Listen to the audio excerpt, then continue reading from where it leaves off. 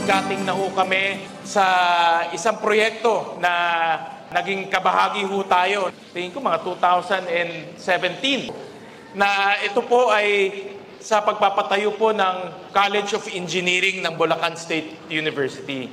At nung nag-groundbreaking ho kami, mga ilang taon na hong nakalipas, ang sabi ko sa mga kasamahan ho natin dito sa Bulsu, nakikita ko na ang Bulacan, lalawigan po ng Bulacan, ay magiging bagong growth center ng buong Pilipinas. At dito po uusbong marami pong economic activity ng ating bansa. Dito po sa Bulacan, mangyayari ang napakadami pong mga malalaking infrastruktura.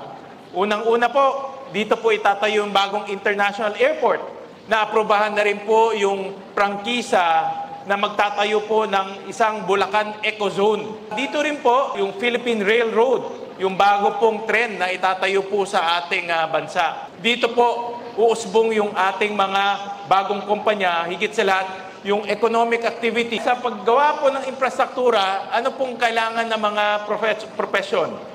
Mga engineers, di ba? Kailangan natin ng maraming engineers. Kaya sabi ko, para makatulong po ako sa development, sa pag-usbong po ng ekonomiya ng Bulacan, ang aking magiging proyekto ho dito ay pagpapatuyo po ng isang engineering school.